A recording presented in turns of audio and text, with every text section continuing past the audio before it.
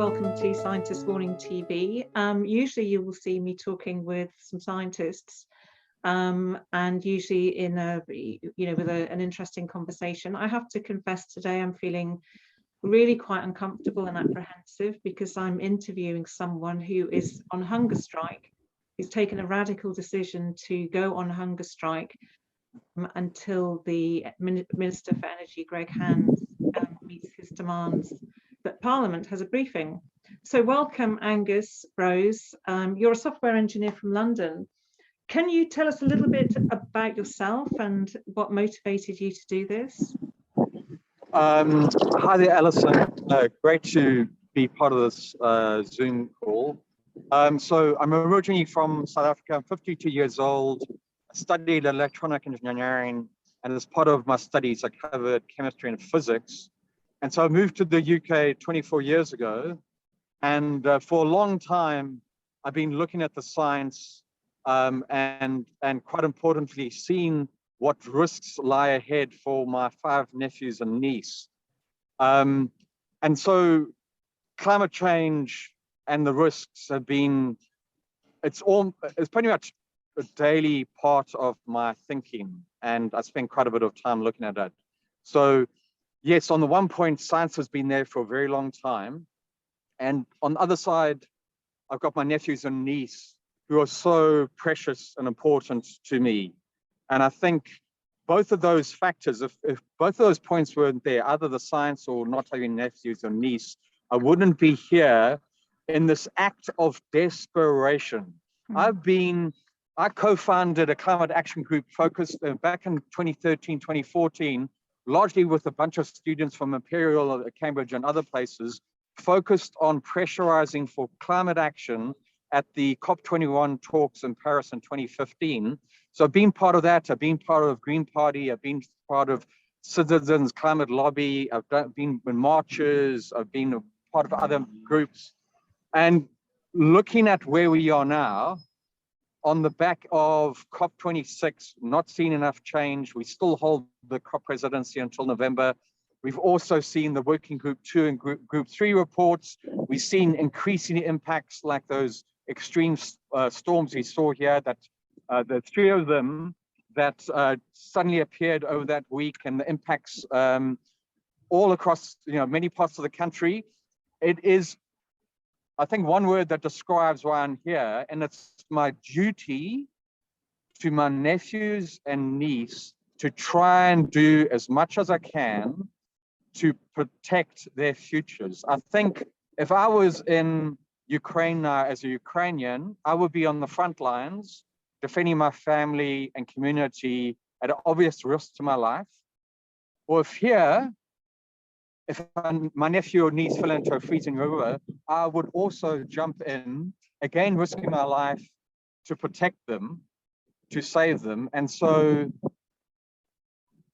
me addressing, trying to have at least some influence on having climate change addressed, I think people have got a real problem. They think because some of the worst impacts will happen some years from now, they can discount it and think, oh, well, because it's not right here today, they can worry about it in the future. But I see the problem as being, it has to be addressed now. Yeah. And I think just a word about my demand. My demand is eminently reasonable in that Sir Patrick Vallance, the current UK Chief Scientific Advisor on climate change, he briefed Boris Johnson in early 2020 on the climate crisis, and that led to Boris's road to Damascus moment.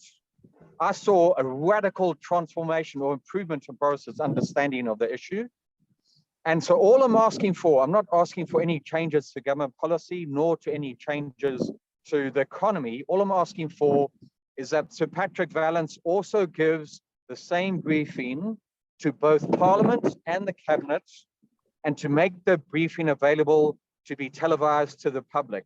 Pretty much like what Sir Chris Whitty did during COVID. So it's very simple, and I'm prepared to lose my life. I'm prepared to die if the demand's not met. Greg Hands has twice turned down the demand, urging me to reconsider, and it's also parliamentary recess, and I'm just carrying on.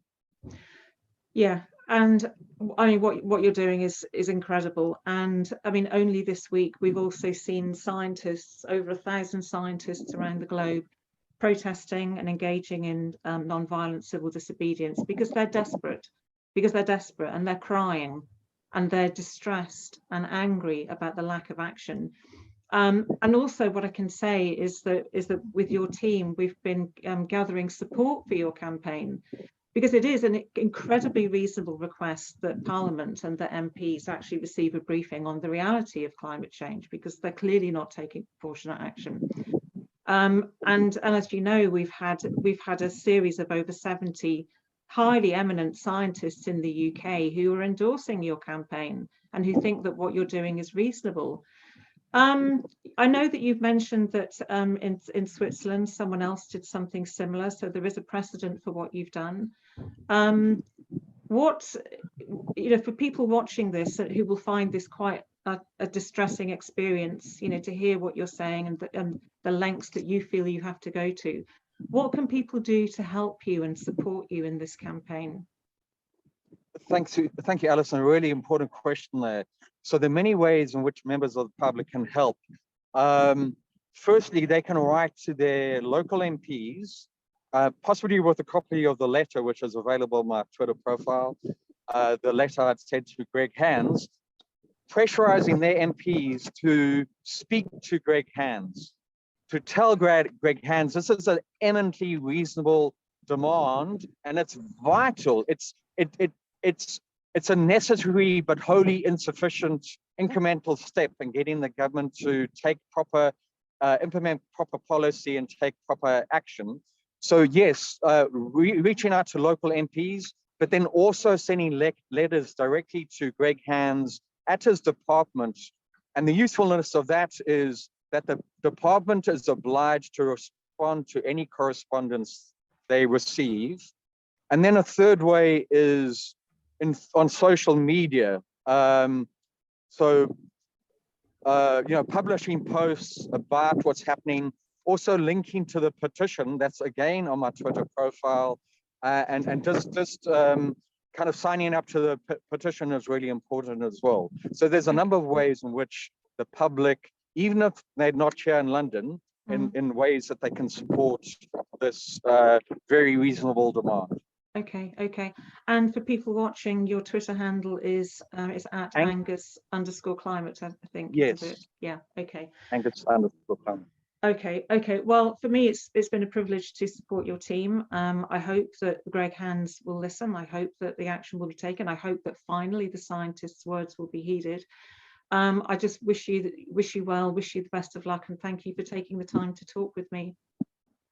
Thank you so much, Alison. I think in all likelihood I will succeed, but there remains a risk to my life. So whatever support I can get will help to reach a successful end. Okay, thank you. Thank you, Alison.